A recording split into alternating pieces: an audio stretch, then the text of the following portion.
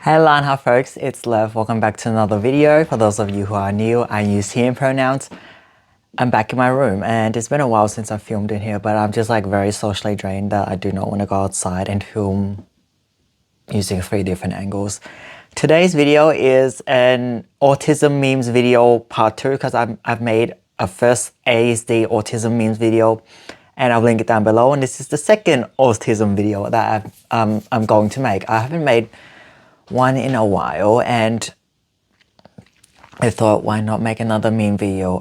So just for context, for those of you who have never seen my video, my meme video specifically, I show memes and then I commentate on memes and like share my experiences and perspectives on the meme based on my lived experience as an autistic guy. So let's go. I will be putting the memes here as we review them together. And yeah. First meme says, I'm looking at the memes on my old phone, so yeah, that's how I have reference. Autistic me waiting for the loud ass toilet to be done flushing, and there's a picture of a toilet and this person doing this. The toilet in my house isn't so bad, it doesn't last that long, but I have been to public toilets before where flushing the toilet sounds like summoning Satan. I kid you not. Some of the public toilets I've been to, I don't know why, but they're like high-pitched, like sounds, and I'm like, what are you trying to do? Summon Satan or something? I feel this meme. Other things that I find annoying are hand dryers. Why are hand dryers so loud? I mean, yes, dry my hands, but why does that have to be ear destructive? This causes hearing problems. I don't understand why it's so loud. Someone can invent like quieter hand dryers. And the other things I don't like are like hair dryers. So loud. Hair dryers are so loud. But that's all I have for this meme. Yep. Next meme. Second meme. It says POV, the autistic urge to unmask and use your amazing literal communication skills. And then the character is Wednesday Addams, and it says, it's not my fault I can't interpret your emotional Morse code. Relate. I'm very literal, and that's probably because I'm autistic. I'm a very literal person, and when someone communicates something to me and they leave room for ambiguity, I'm just like, do I interpret it this way or do I interpret it this way? And the emotional Morse code, yes, because when I see people smiling, right, I'm like, I'm assuming you're happy, but is that really how you're feeling internally? Like, it's really hard for me to tell. Like, I'm like, you look happy, but I don't know if you're actually happy, or you look sad, but I don't know if you're actually sad, or you look angry, but are you really angry? Or is that like, anger is the manifestation of anger. This is very like getting psychological here. Is the manifestation of this person's anger masking fear, masking feelings of isolation, masking some deep internal problem, and they just manifest anger, but they might not realize they're manifesting anger, but it's actually something going on internally that's sort of causing anger to manifest as like a facade on the surface indicator of something deeper going on. That just got really psychological. That's how my brain works. I'm a psych nerd too. So, but yeah, I prefer if people communicate with me directly instead of like implying, or like the way we live, I guess the world is, we sort of have to read people's body language and like emotional cues and stuff. I'm like, I don't know what you're saying with that, because I stim, I move a lot. Like you see me in videos, I move my hands a lot because I don't like sitting still. I'm very hyperactive. My fidget spinner isn't here, but I have a fidget spinner. Like, I stim a lot, so I move around a lot. And this doesn't mean anything in particular to like, it might not mean anything in particular to a neurotypical person. If they see me do this, they might be like, what's wrong with this guy? I'll be like, no, I'm actually just stimming and just sensory regulation. I'm trying to figure out how to explain it. I'm just regulating myself in a sensory way. Okay, that sounds weird. Sensory management so that I don't get overwhelmed. And stimming helps me do that. And that's why I talk and I do this a lot with my hands. Yeah, so this doesn't mean anything particular. I'm not trying to say anything in particular with this. I'm just stimming. I'm stimming. Or I have a fidget spinner, I stim. It's not like a sign of rudeness. I'm not trying to be rude or anything. I'm just like trying to regulate so I can actually survive this conversation. So yeah. Emotional Morse code. I don't understand emotional Morse code. If someone knows emotional Morse code, please enlighten me. Third meme. The caption says, when someone touches me and I wasn't prepared for physical contact, and then it's Gary from SpongeBob. Gary is the snail from SpongeBob. Gary's just like cringing at the feel of someone touching it. It's just like when someone's touching.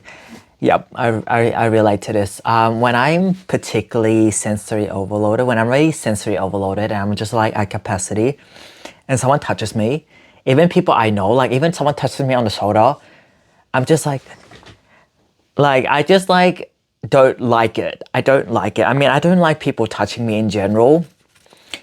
Yeah, I don't like people touching me in general. I'm just thinking. In general, I don't like people touching me, but I like very specific touch sometimes. Like when I hug people I know, I like the close hugs. Like I don't like the half awkward hugs where people just like, no, I'm just like, it's a full hug, a full proper human hug, or no hug. There is no in between. That's a side rant about hugs. For me, it's just like full proper hug or no hugs, no in between. Yep, this happens. It just also throws me off when like I'm already sensory overloaded and there's just extra sensory input. Like touch is sensory input. It is sensory input. Like this input through our senses: touch, taste, smell, sight, sound.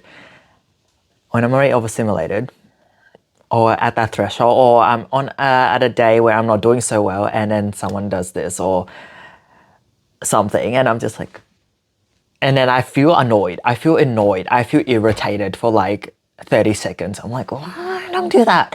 And then it just dies down. But yeah, I feel Gary in this meme. It's just like, fourth meme. It's like a dog paw and a human hand connecting. Dogs on one side, people diagnosed with autism on the other side. And the middle common factor is having loud sounds hurt our ears. Yes.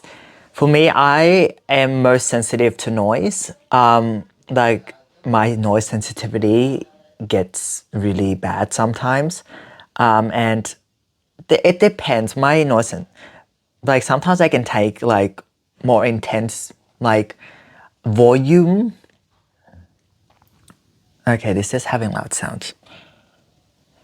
For me, I get more specific. For me specifically, high-pitched sounds are the worst. Like loud sounds, for example, when I drum, and I choose to drum when I have capacity to tolerate the bang, bang, bang, bang, bang of drumming, I quite enjoy it. I get into flow state. It doesn't bother me. But high-pitched sounds, regardless of what it is like a no for me. I hate high-pitched sounds. I hate high-pitched sounds so much. That hurts my ears a lot more. And just something else I remembered is some people listen to music so loud in their car. Like there's been like 2 or 3 times where I've been driven by someone. Like I didn't drive a car where there's like someone else was driving me, and they blast their music so loud for like the entire duration of that drive journey. And I'm like, in my head, how do you listen to music so loud? It just becomes like ear destruction level. I'm just like, every single minute being in that vehicle was torture. I didn't want to tell them to be like, hey, can you turn on the music? Because it was like, I was hitching a ride with the friend, and it wasn't like my car wasn't driving. And so I felt reluctant to be like, can you turn down the music? It's really annoying me. Because they were like, yeah, and they were jamming. I'm like amazed at how people can tolerate such loud music. It's unbelievable. That's probably why I've never been to a concert. I've never been to a concert before. And it's probably because I hate loud noises and how loud it is. Loud it is, yeah. I like controlled loudness. Again, with the drumming example, when I have capacity and I choose to do something, I know I can tolerate it and I can stop whenever I want. And it's fine because I know I can tolerate to a certain amount. I have control over it. But when it comes to a situation that's not in my control, or when I'm already sensory overloaded and just a little bit of loud input just really throws me off, yeah, that's a different thing. It's like things I can control and sounds I can't control, and when I'm overstimulated, so different context. Fifth meme, I think. Third last meme. This one is like a bear, I think, and it says, I never make eye contact with people because to me, it's sensory overload and I can't pay attention to what they're saying. Fact. Fact for me. Not fact for me. I don't like eye contact. I mean, I don't mind people looking at me, but then when I feel like I have to look at people to talk, my brain just gets rattled and then I'm just like, But when I'm talking to a camera, it's different. When I talk to someone, I don't really look at them like this. It's a different thing. I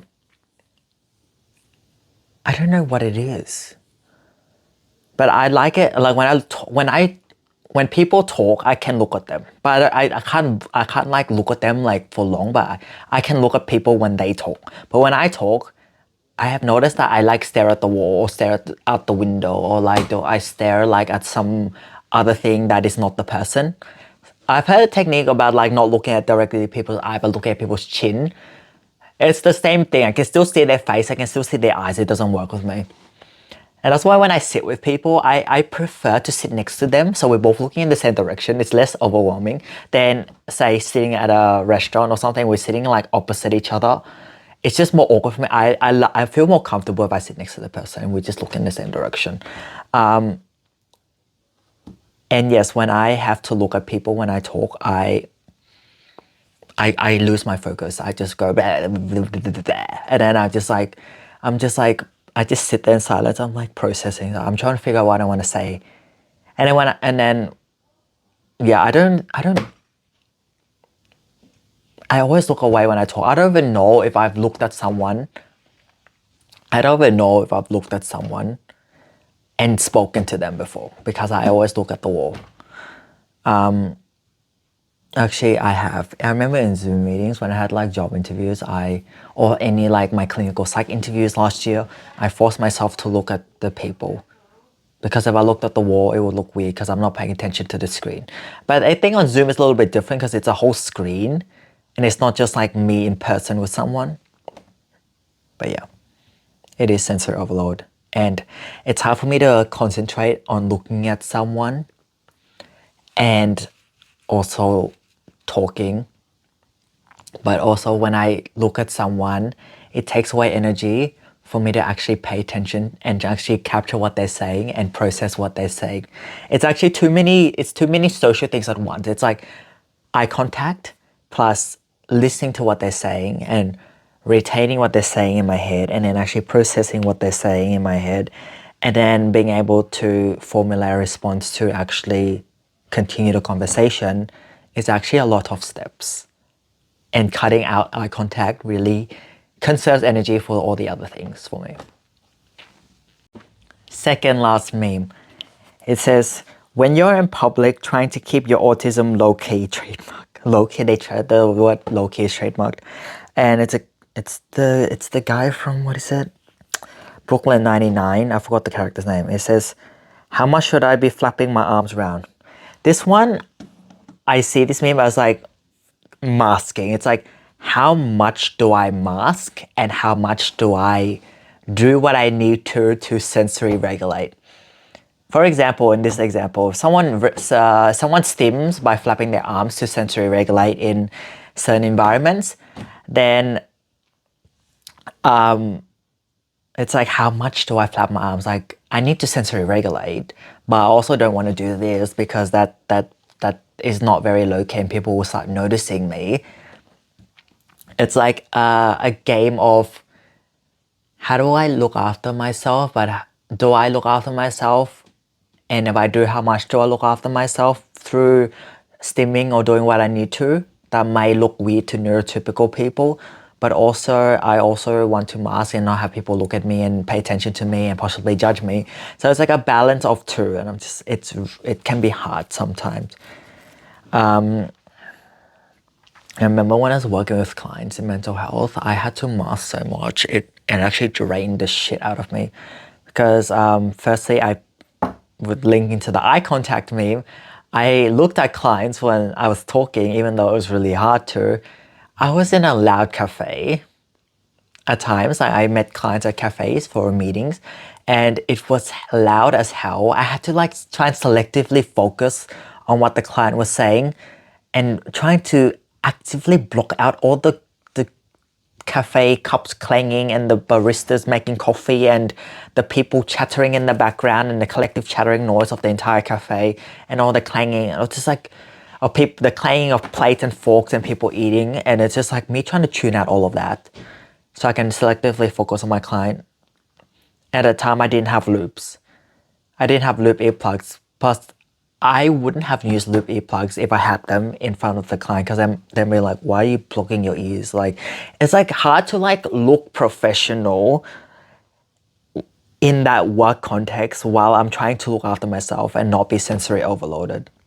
It was really hard to balance, and I think that's part of why I burnt out so quickly, is because it's really hard to mask.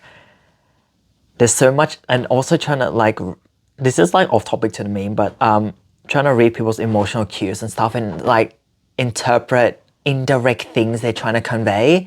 Because again, I'm very literal, and it doesn't help me that I have to do so many mental processes at once, so fast, in the moment. Yeah.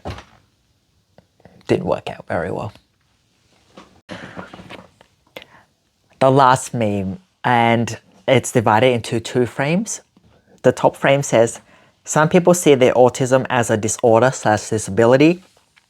Others don't see it as a disability, but instead a condition/neurotype. Both answers, the bottom frame says, both answers are valid, and both answers are valid as we all experience autism differently. Why are we even arguing about this? So the thing about this meme that I'm not sure of is whether it's people in the autistic community arguing with each other, like are we arguing with each other about this, or whether we're arguing with neurotypical people about this, and that's something I don't know, and that might be like something to keep in mind when I'm talking about this thing, because I actually don't know the context of who's arguing with who, and that might be important in the contextual sense. But yes, everyone experiences autism differently. No autistic person is the same. That's why there's a saying that I've seen a few times that says, if you met one autistic person, you've met one autistic person. It's just like if you meet one person, you meet that one person. You don't meet someone regardless of who they are and assume that every single other person in the world is the same. And it's the same for autism. It's the same for gender identity. It's the same for gender. It's the same for race. It's the same for religion. It's the same for everything. It's not just autism.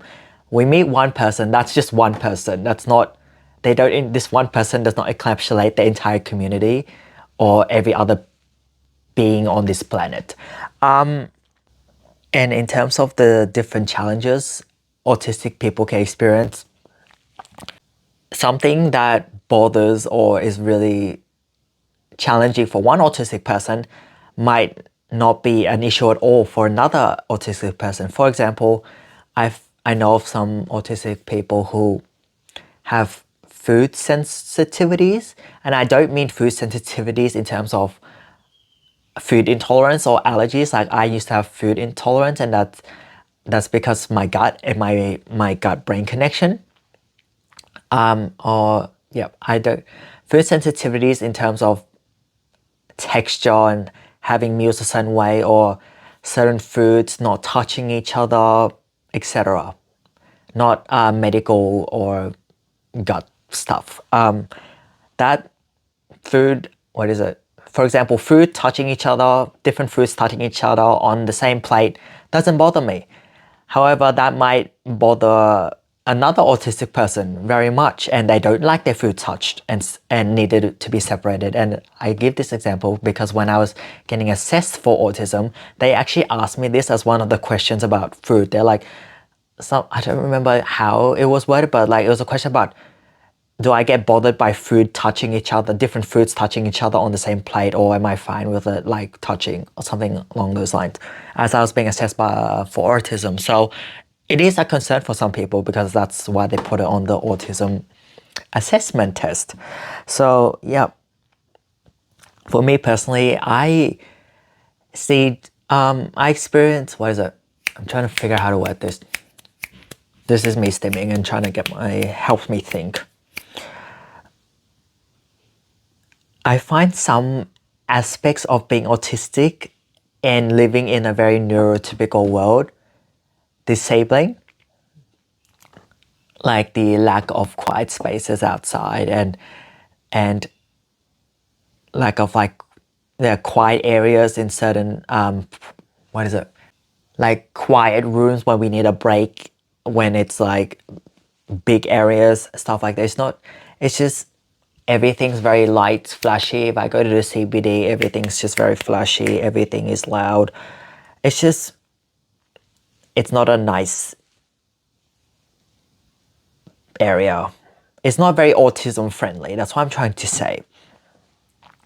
But I don't see autism and being autistic, for me personally, as a disability, but rather, so I'm just trying to figure out how to word this, but rather a difference in how my brain functions. It's like, oh, my brain functions differently.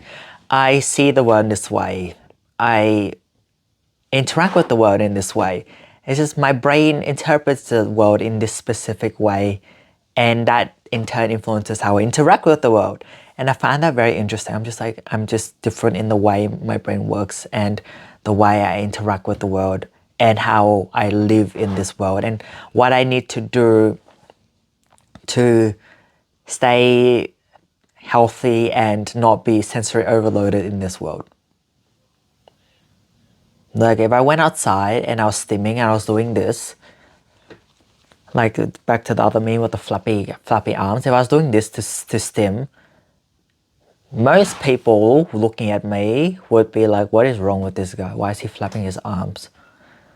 Like it's not something that's normal. It's not something that's normal, for lack of better words.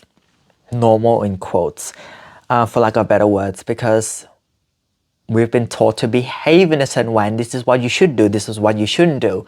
And there's a lot of masking in the word. Masking as in, I pretend everything's fine and I hold back from doing certain things that I need to do to fit in with typical expected societal behavior in this context, living in Australia. Yep. And the other thing I want to mention is, you might have heard of levels of autism, like there's level 1, 2, and 3, and I'm diagnosed with level 2 autism. And that for me, it just indicates like the level of support that is needed. And it's helpful for professionals to know so they can tailor like a support plan and what the person's certain needs are and what things can be addressed and stuff like that. Being diagnosed with level 2 autism doesn't mean I'm more autistic than someone diagnosed with level 1, nor does it mean that I'm less autistic than someone diagnosed with level 3. It just indicates the amount of support needed for the individual. Yep. That's the last meme. My audio cut out twice, and this is the second time I've had to re-record something. I don't understand. Sometimes it still cuts out.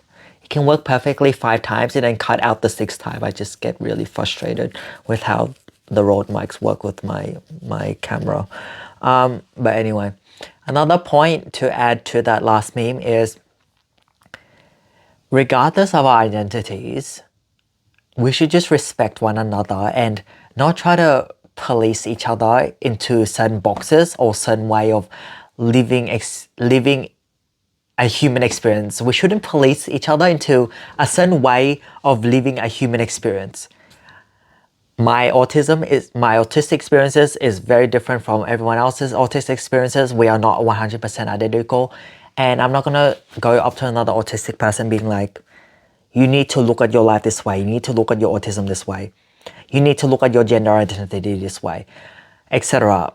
Because we are not that other person. We are not other people. We don't grow up in their minds and in their bodies. We don't grow up in their minds, in their bodies, and in their bodies in the context of their family, the country they're born in, the area which they were raised in, the environment they grew up in, their financial circumstances, their race, their possible religion, all of these, their cultural background. There's so many variables that affects a person and how they live their life, how they see the world, how they see themselves, etc. And we will not understand. We will not know someone's full story. I don't think we'll ever understand someone's full story. So it's not very fair to just take our experience and our way of seeing a certain life experiences or human experience and going to someone and being like, the way you're doing it is wrong.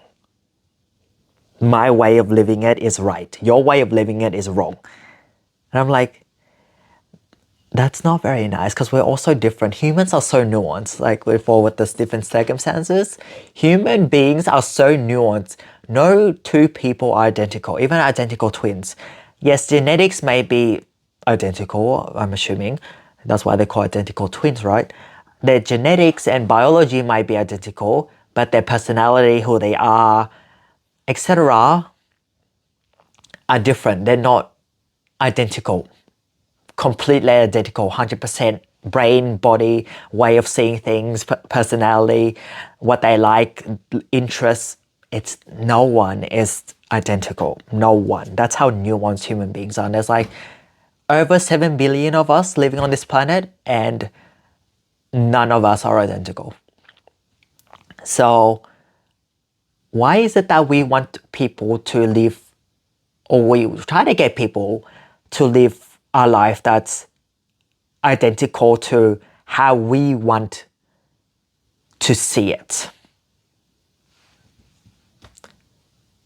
Being like, live in this box, the box I designed for you right here, because my box is right, or my little realm here is correct and your little realm over here is incorrect, and I need to obliterate your realm and you need to come to my realm to live in it. It's like, no, let people live in their own little realms that they've created for themselves. Like, let people live, and not like go in and be like, police them. Like, don't do that. Let's not do that. And this is not just, again, this is not just about autism. This last point here is about everything, like, or any identity. We don't need to police people. Just let people live, and we need to give people space, like people give us space to live our own lives and see experiences in a certain way. That is all for this video, folks. I hope you enjoyed the video. So my brain is starting to be like, you need to like chill out now, Lev. I started this video with a lot of energy, and now at the end of this video, I've just like deflated because my sensory energy reserves is just like depleting, and also I'm sleep deprived. So that is all for this video, folks. I hope you enjoyed it. I hope you found my little commentary session very interesting. I think all of my videos are commentary, but commentary on memes, very enlightening or fun or whatever you can take out of it. And I will see you in the next one. Rock on.